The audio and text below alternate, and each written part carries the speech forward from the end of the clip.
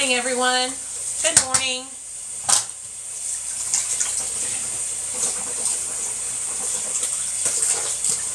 Hope you guys are having a great morning this morning. I know I am. One thing I'm not having a good morning about is this damn sink. I don't know why my sink stays getting clogged. Like, it's a sink. My husband plunged it this morning, but it's over here filling up the water again. I just don't get it. I just don't get it. Okay. Cry, cry.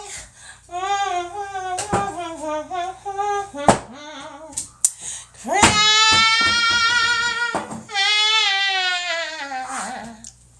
Okay. What's up, you guys?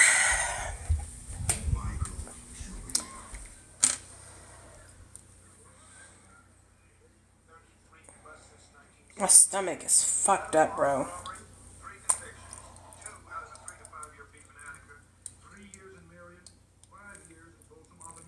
Had to put my tooth in.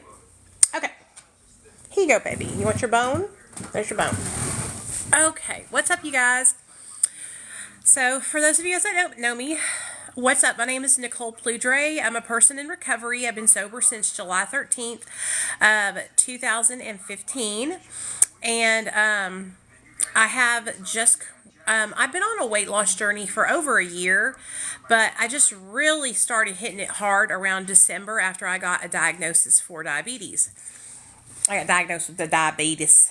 And here you go, baby. I got on semaglutide, which is Ozempic, and it changed my life. I've lost almost 32 pounds. I just weighed myself this morning, and I'm down to 190, so I'm fixing to be in the 180 mark. And if y'all don't know how big of a deal that is, let me just tell you how big of a deal that is. I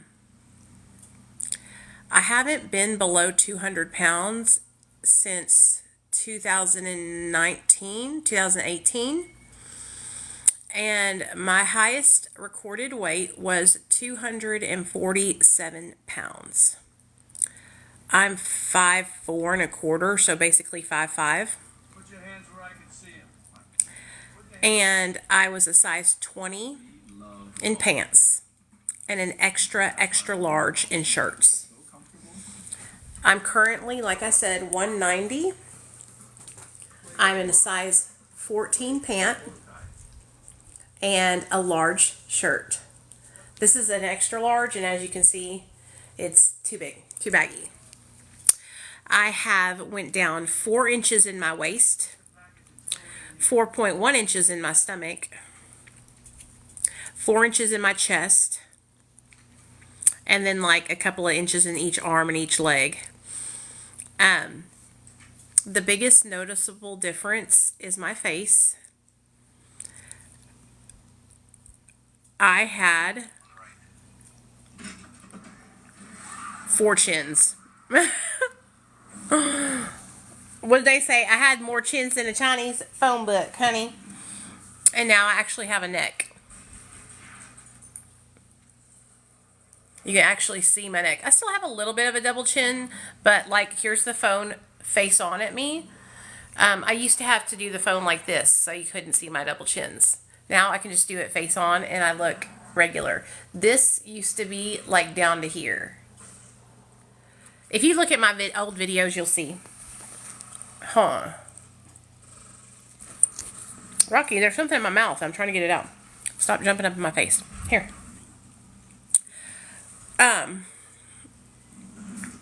So getting diagnosed with diabetes was so scary. I was crying. When it happened, I kind of thought that it was like a death sentence. Because if y'all don't know my past, my grandpa died because he couldn't stop eating unhealthy, and he had diabetes. And so I've always really struggled with controlling my food intake. I've always binge ate. When I was younger, I used to starve myself. And I quite literally mean starve myself, like 100 to 200 calories a day, and that was it. That's nothing. And so that's how I got started on drugs. That's how I became addicted to drugs, was because when I was younger, I struggled with my weight. Instead of being taught discipline around food and being taught, that it's important to move your body, exercise, and eat healthy, balanced meals, not carb heavy meals. So for those of you guys that don't know, I'm 42, okay? Back when I was a kid, they taught you that carbohydrates were one of the main food groups, okay? And that they were the main, like the biggest part of the pie when you would eat. And so, a lot of the meals that I ate were really carb heavy meals, like pastas, breads. And so that's how I've always eaten. I also am Mexican and Italian. And so, like, my mom is straight up, like, she had to learn how to speak English Mexican. And my dad is like my dad is like so Italian that, like, on Sundays we would have a pot of fucking sauce on the fucking oven for like 6 hours straight, marinating and cooking meatballs and Italian sausage and like just deliciousness. Okay, so like I grew up eating like a lot of really carb heavy meals, and I was never really taught anything about moderation or the size of your portion. I was never taught portion control. So I would just eat copious amounts of food, and it was encouraged by my family because we're big eaters, right? And so eating copious amounts, eating a lot, right? Sitting down with your family, your relatives at Sunday dinner and eating 2 plates of lasagna was encouraged because it was a sign of respect. You're eating the food, you're eating more of the food, which means you're enjoying it, which means you like it, which shows love and respect to the person who made that meal. And so as a young Italian Mexican, and it's the same way with Mexican families too, growing up, I was encouraged to eat more than 1 plate. Encouraged 100%. Okay? So I grew up binge eating, basically. And so when I became an adult, and I had developed binge eating disorder, and I had developed a severe addiction to methamphetamine stimulants, because I would use stimulants to counteract the overeating that I did, because I was eating so much food all at the same time, So now, as a 42-year-old woman, what I'm trying to do now is relearn healthy portion sizes, healthy habits, healthy ways to eat, and make sure that I move my body at least once a day. I get out and I move my body, even if it's just for a walk, which is my favorite thing to do, is to take long walks. It takes me about an hour and to do 4 miles. And I come back after my 4-mile walk, I feel like I actually accomplished something. I feel so much better, And so during my drug addiction, I was extremely thin, malnourished, at some points. And it was because I was doing so many stimulants. I was shooting meth. So I'm trying to reverse 42 years of bad habits that I developed,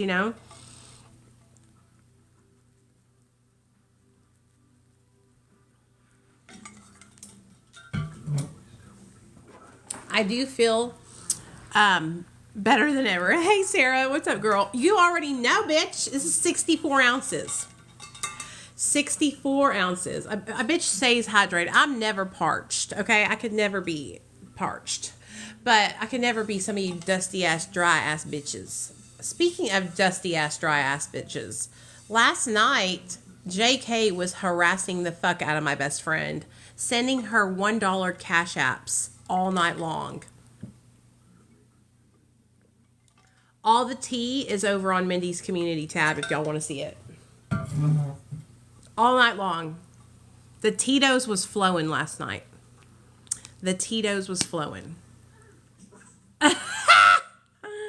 But that's a 64-ounce jug of water, you guys.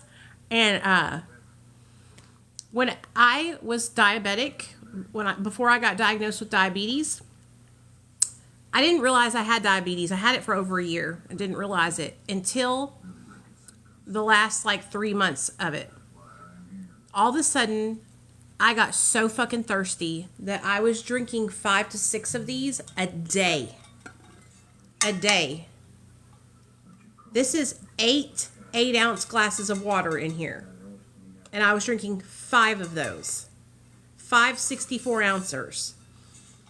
When I tell you, I was drowning in water. And I still could not get my thirst quenched. So then I started waking up in the middle of the night, peeing all night long. And my husband is like, are you okay? Because I'm normally, I could sleep through the whole night normally. Neil's like, are you okay? And I'm like, yeah, I'm okay. And he's like, no, you're not. You are peeing so much, you're waking me up at night. And that's when I decided to go get myself checked. And I found out I had diabetes. But anyway, I really got scared when they diagnosed me with diabetes, you guys, because to me, it was like I said, it was a death sentence, right?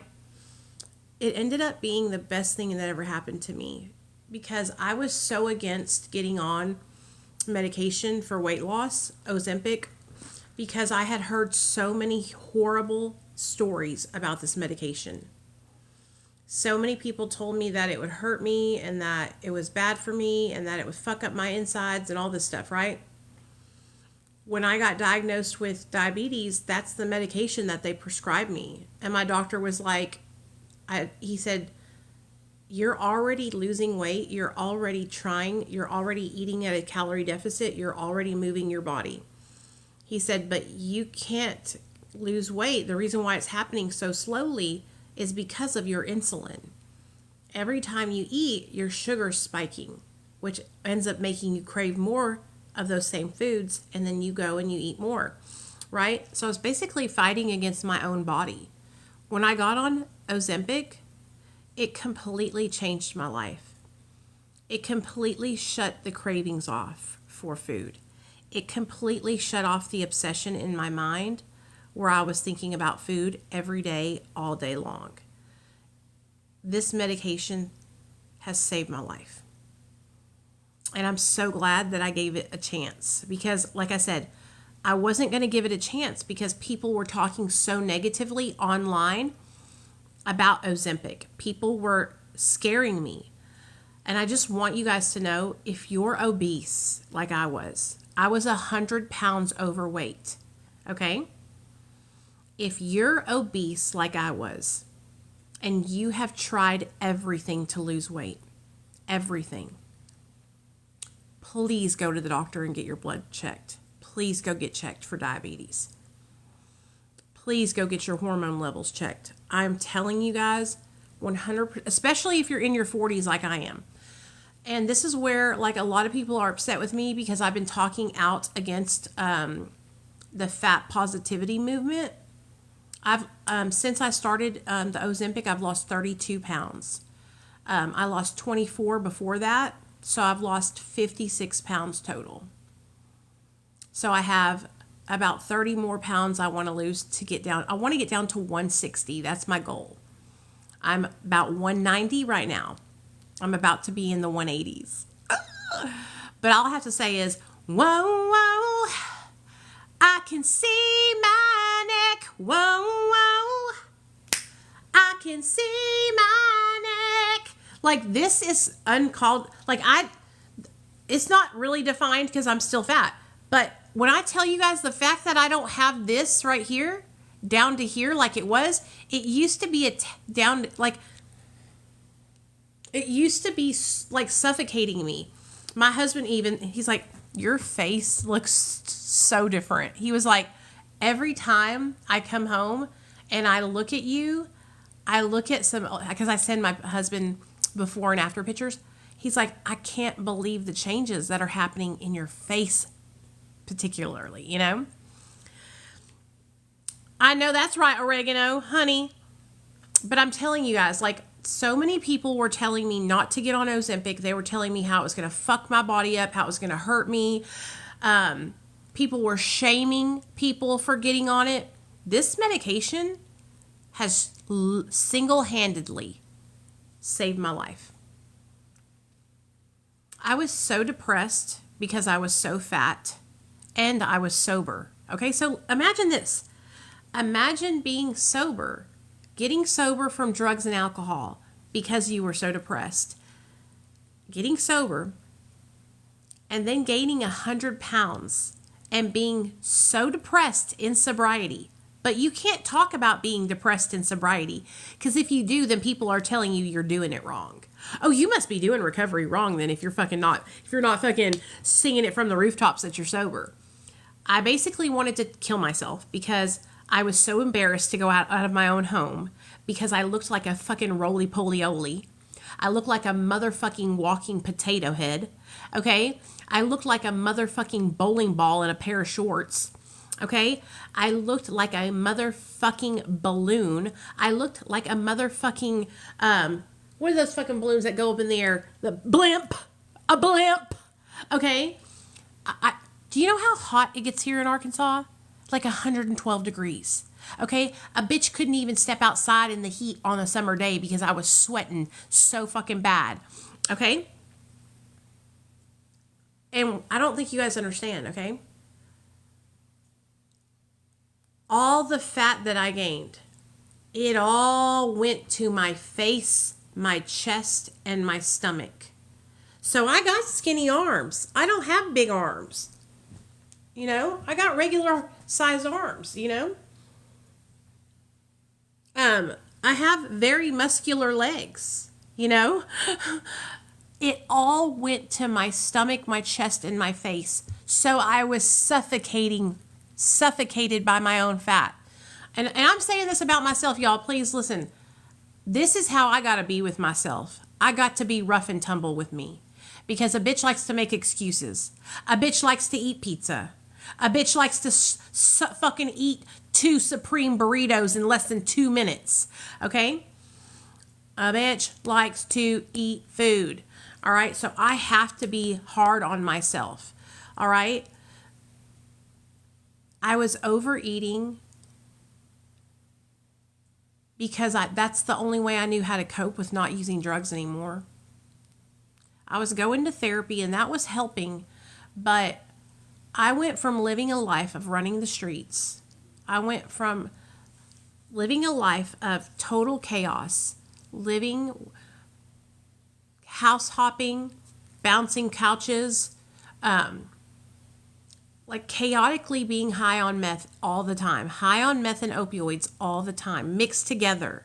Okay, so doing shots of oxys, then following it with meth and tweaking my balls off. Okay? And being tweaked out of my mind in psychosis, y'all. Psychosis all the time. So when I got sober, I was scared, dude. I was scared to go out and be social. I was scared. I was uncomfortable. I didn't know how to talk to people without drugs. When you use drugs for so long, they become the buffer and they become how you're able to talk to people. I couldn't communicate with people in my sobriety because I didn't know how to talk to people sober. I like to kind of like compare it to the bumper cars at the state fair. You know, when you're riding around in those bumper cars at the state fair and you bump into people and the bumper is around you, so you bounce off of them. The bumper for me was meth and opioids. And so I went through life driving around in my little life car with meth and opioids surrounding me. So I just bumped off of people, right? Nothing really affected me because I was high, right? And then I got sober and I started having to deal with all the wreckage of my past, all the feelings that I was feeling. I had to deal with the fact that I chose drugs over my child. You know, I had to deal with the fact that I chose to use substances over taking care of my son, that I chose to use substances while I was pregnant with my son. I had to face those things, you know? And so, facing that and realizing that all these feelings start coming back, and I didn't know how to deal with these feelings. And so I just started eating. And it just, before I even realized it, it was an issue. Before I even realized it, I was 40 pounds in, like gained 40 pounds. And then what happens is people will make excuses for you as well. Well, girl, at least you're not doing meth. Well, girl, it's just sobriety weight. Yeah, maybe 10, 15 pounds is sobriety weight. But after that, like, it's just gluttony. And that's what happened to me. I was just eating. I wasn't using food to fuel my body. I was using food to check out and not live my life. Now I eat to fuel my body. Now I treat food like it's gas for my gas tank for a car. Okay? And that's why I'm constantly reminding myself in my mind, okay, you want to put good gas in your car. You don't want to put fucking carbs and junk in your car. You want to put good gas, meats and veggies.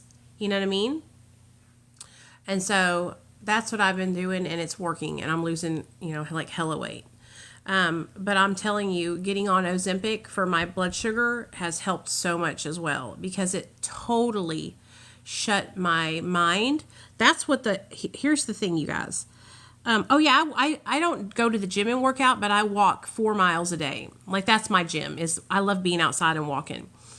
And so, maybe when I get thinner and I get all the fat off, then I'll start toning, and see what I can work with after that.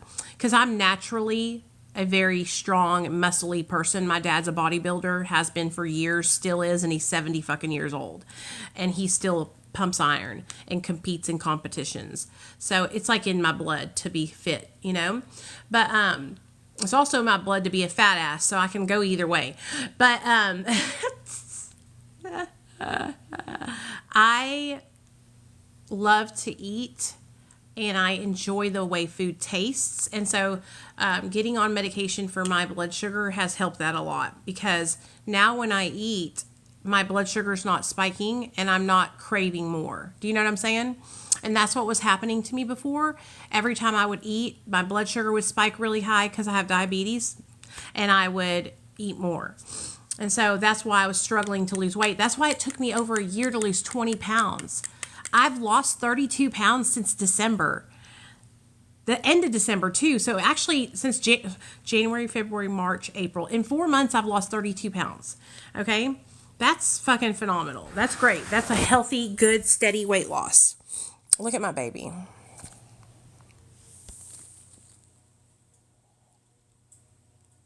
Isn't he so cute? This is Rocky, for those of you guys that don't know.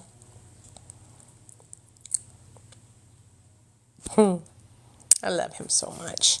You know what happened the other day? Let me show y'all something. The other day, I took him for a walk, because I've been taking him for walks and getting him used to being on the leash. And the other day, I took him for a walk, and I accidentally clipped the leash on this thing. As you can see, it bent, and he snapped off the leash. When I tell you guys, it scared the living daylights out of me, because he doesn't understand. He's new. He's a brand new baby. He's 4 months old. No, he's 5 months old. He was born the 1st of December, so he's 5 months old.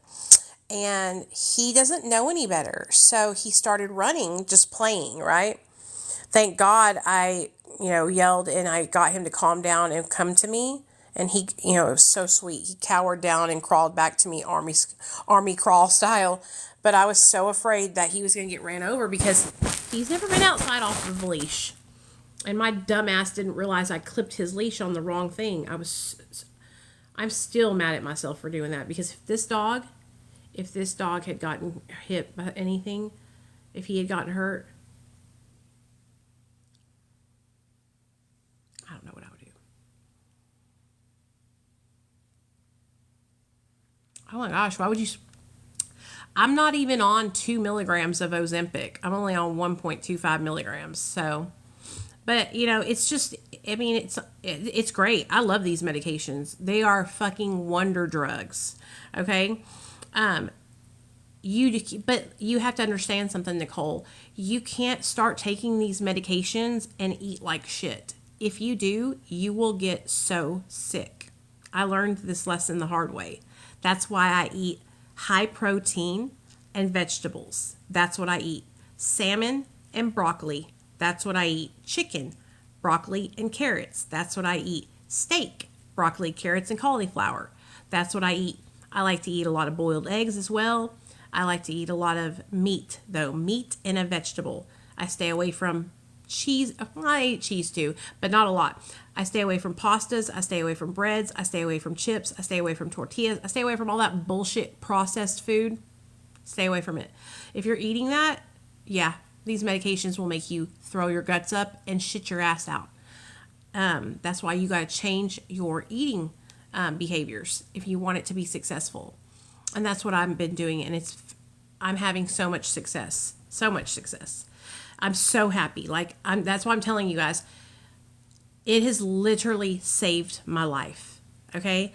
I went from being so depressed that I wanted to end it all, okay, to now feeling like $1 million, because every day I wake up, I get on and I weigh myself twice a week, and I'm seeing the weight come off.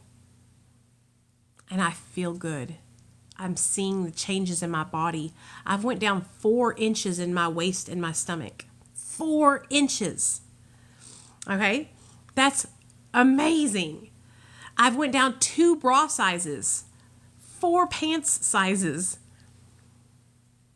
Yeah, you can take it for the rest of your life, or you can taper off of it. It's just totally up to you. But they do have maintenance doses, yes. Yeah, everybody's different. Everybody's different. You got to find what works for you, you know?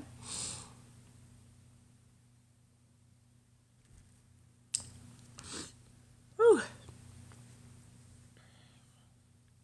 So that's why I'm really, and let me just like make everybody understand. The reason why I'm losing weight is because I'm eating less calories. Simple, okay? Ozempic is not a stimulant. It's not fat. It's not making my metabolism go faster. No. This medication slows down your gastric emptying so you stay fuller longer. Okay? It mimics your GLP-1 receptors. It stops the cravings in your mind that tell you you need to eat every 5 minutes. And that's what it does. So I'm doing the work. I'm not putting food in my mouth. And because I'm not overeating and I'm eating in a calorie deficit and I'm moving my body more and my insulin levels are in check, I'm losing weight.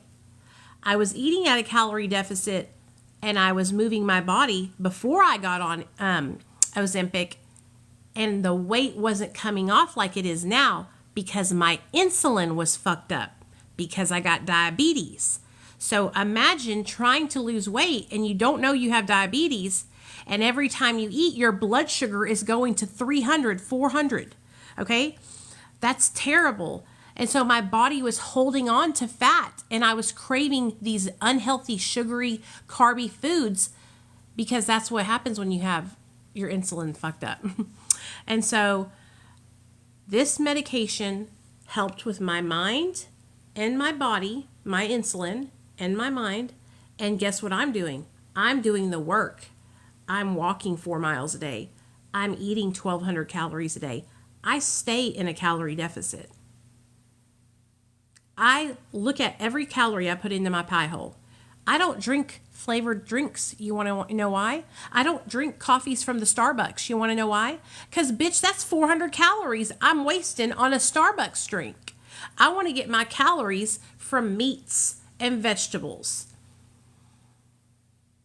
Foods that actually satiate me and make me feel fuller longer.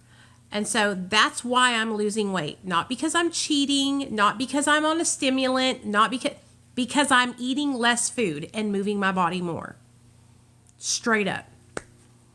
Straight up. A lot of people try to come into, I see a bunch of people that are on GLP-1 medications like Ozempic, Mounjaro, Wegovy, tirzepatide, semaglutide, all that. And people come into their chats and try to say, oh, you're cheating, you're taking the easy way out. How's that? I'm eating less food. I am counting my calories and I am exercising. So you're telling me my body was broken. Diabetes is a sign of a broken body. Not able to break down foods and glucose and sugar the way it was supposed to. And I'm supposed to suffer because of that and not get the help that I need? Because you think it's cheating? So I'm just supposed to let myself have a heart attack because my body's not processing glucose correctly.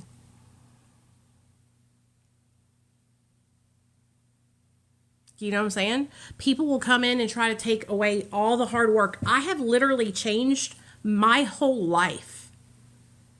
Okay? My life used to center around food.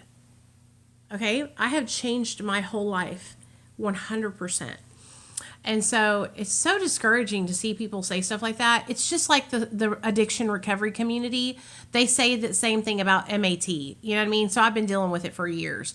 But it's like, if there's something out there that's going to help me, why am I going to suffer? Why am I not going to get the help that I need? And I'm saying this to you guys too. If you're obese and you are like me and you are depressed and you are broken and you're tired of feeling like you're spinning your wheels and you're not seeing any results, you need to go to the doctor. You need to get your blood checked. You need to get your hormones checked, especially if you're a woman. Okay? I'm telling y'all. I'm on 1.25 of semaglutide. Yeah, I have side effects sometimes. But they're not like terrible and they're not enough to like make me not want to take the medication. You know what I'm saying? Yeah, Susie, thank you so much for saying that. So Susie says a lot of serious side effects from obesity. Exactly. A lot more side effects from obesity than me taking semaglutide, Ozempic. Okay? The side effects of my obesity were I have high cholesterol, high blood pressure, and diabetes. You know? Heart attack. And I don't know what happened to society, but for some reason, it is like celebrated to be extremely obese now. Like, I see it here on TikTok all the time.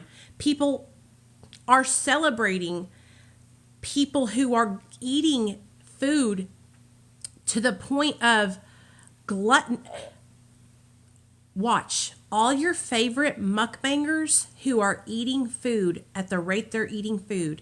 Give them a couple of years and they will be dead.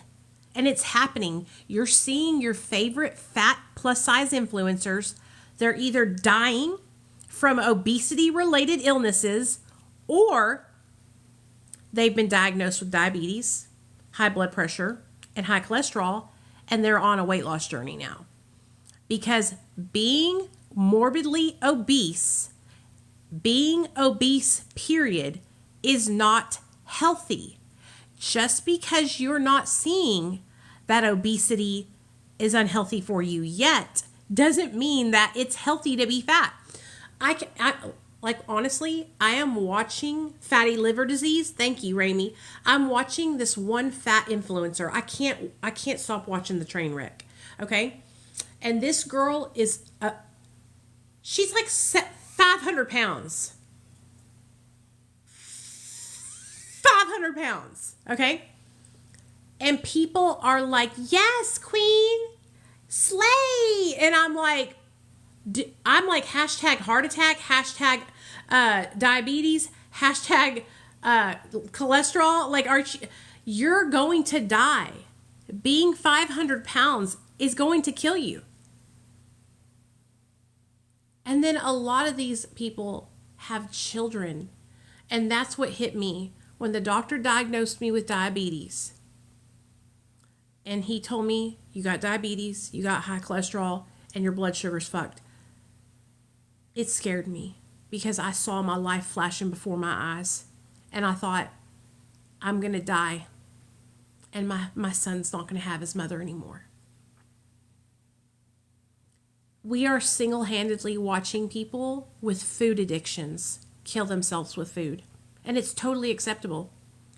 It's totally acceptable to sit and watch somebody who has a disease, food addiction, eating themselves to the death point for entertainment. If I was sitting on here shooting up meth on a live stream, my live would get banned immediately. But we can sit here and watch people shovel in astronomical amounts of food into their mouths, and it's looked at as entertainment.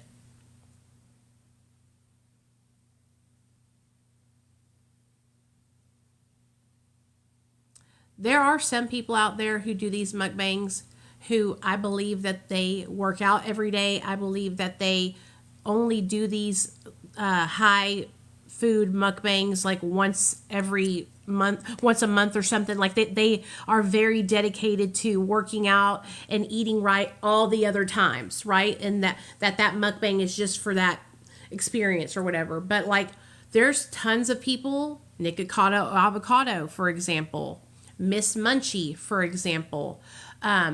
What's the other girl's name here on TikTok? God, the black nurse, he did a reaction to her. What's that lady girl's name? Zacchaeus.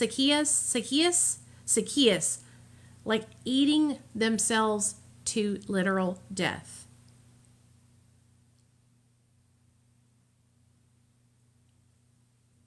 And we're like cheering them on.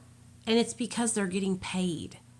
And so I hope that paycheck is worth it whenever you are having a heart attack, because it's going to happen. I fell into the trap of believing that I could be healthy as a fat person. I fell into the trap because I heard people saying it. People were saying that health at any size, you can be fat and healthy, you know? She wants to get on that shot. Who does? Oh, your stepdaughter does? Maybe see if they can, I don't know how old she is, but, you know, I think she has to be a certain age to get it. But, anyway, if she's young, like my thing is I'm trying to teach my son now, because he's young, about exercising and moving his body and eating healthy portions and making sure that okay. Yeah, well then go to the doctor. 100% go to the doctor.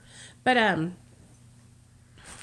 telling you guys, like, it's so sad. And like I said, it's all for people's entertainment. And at the end of the day, the only person who is going to be hurting at the end of the day is the person who is eating all that food. It's going to hurt them. You know? It's just so sad. It is so freaking sad. Now, you can be thin and give yourself diabetes, too. I have a friend who's very, very thin, but she was eating sugar all the time. Too much of anything can hurt you. You know what I'm saying? But we know that being obese, these are side effects of obesity, are, you know, high blood pressure, fatty liver disease, diabetes, painful joints and back, all that. Oh, it's just, don't fall into the trap and believe that you can be healthy fat. Okay, guys? If you're obese, if you're overweight, get it in check now before it's too late. All right? We have time. I have time. You have time. That's why I'm working so hard on getting myself in shape. You know? When I got diagnosed with diabetes, I never would have thought that I had diabetes, okay? I've always had very healthy everything. The last 5 years, like I said, I gained 100 pounds in 5 years. All right, 100 pounds. I went from being about 160 pounds to being 250 pounds. The first 4 years, the first 3.5, 4 years of that 5 years, I was fine. About 1.5 years ago, I started experiencing thirst that I could not quench, peeing nonstop, cheeks blood red all the time because my blood pressure was through the fucking roof. Okay? I had no idea. Found out I got diabetes, high blood pressure, high cholesterol, and it's all a direct result of my obesity, gaining over 100 pounds in sobriety. So fuck what they told y'all. If these people online are telling you that you can be fat and be healthy, they're lying to you. They're lying to you. Okay? Being fat is not healthy. Okay? It's scientifically proven. All right? It takes time for these things to affect your body, though. So you could be fat for the first couple of years and appear healthy on the outside, right? But what's happening on the inside is that fat is affecting your body. And you will come out on the other end of it, like me. I'm taking my blood pressure medicine, taking my cholesterol medicine. On the other end of it, with diagnoses. So please do not believe what people are telling you online, okay? It is so important when we get sober, because I'm in recovery for those of you guys that don't know, for us to take care of our mind and our bodies.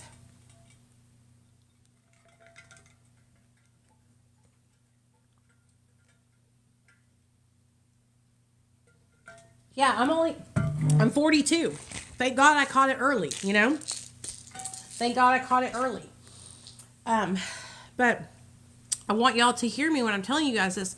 There's so many people online telling you guys that it's okay to be morbidly obese and it's okay to, and it's not. I don't want people to struggle like me. It has been the worst thing. It sucks feeling like this. Yeah, I'm on lisinopril. 5 milligrams. So, anyways, I'm sorry. I'm off my soapbox. I'm done preaching for the day. I just want you guys to know that I understand. Okay? I love to eat. I love food. All right? But we have to find a healthy balance, and you can still enjoy some of your favorite foods in moderation. Okay? And that's what I'm learning today. That's what I'm learning today in my eating addiction recovery and in recovery in general, is that I can enjoy my favorite foods. I just don't eat them in a gluttonous, overwhelming way. I can still have my favorite seafood boil, and I treat myself once a month to a seafood boil. But I don't eat the whole seafood boil on my own. I split it, you know? I give some of the shrimps and the crabs to my husband. I don't eat the potatoes. I let my husband have the potatoes. I eat the meat and the veggies, you know? And so, same thing when we go out to a restaurant. If I order something and let's say I get steak, potatoes, and broccoli, I'll usually just scoop my potatoes off to the side and let my husband or my son have them, and I eat my steak and my broccoli. If they have bread and I really want a piece of bread, instead of having a whole roll, I'll cut it in half, put a little butter on it, and eat half of it and let them have the other half. You know? Moderation, moderation, moderation, moderation. And when you go from doing drugs and shooting everything into your veins for like 20 years, and then you're like, moderation, I'm learning moderation because it's something that I'm not familiar with, and it's taken me a little while to get used to it. Because I'm used to taking it to the next level. You know what I mean? I'm used to extreme behavior, extreme overeating, extreme drug use, you know? So, anyways, I love you guys. I hope you enjoyed shooting the shit with me this morning. If you missed this live stream, I'm going to download it and put it over on my YouTube channel. I would love to have you guys come over there to subscribe to my YouTube channel. It's Discovering Nicole. How did you regulate your emotions after getting sober? So when I got sober, I was in therapy for the first 4 years that I was sober. I've been sober for almost 9 years now. But I was also medicated on medication for my mental health, which looking back on it now, I'm so much more calm now that I'm off of my mental health meds. Isn't that strange? But I was on a lot of Wellbutrin. My doctor had me on like 400 or 500 milligrams of Wellbutrin, okay? A lot of Wellbutrin. And I got on them the medication Wellbutrin and Lexapro because of my anxiety and because of my depression and because of low motivation. I was tired all the time. I felt crappy all the time. Now I realize it was because of my overeating and my diabetes. But I worked with a therapist. I've always been somebody who talks about how I feel and what I'm going through. So that's a huge part of how I stay sane today. If I'm struggling with anything, I talk about it. I do not bottle things up inside. And that has been one of the greatest assets to me in my sobriety for the last 9 years, is that I process everything. I tell on my disease, okay? I talk about my struggles. I talk about them. I do not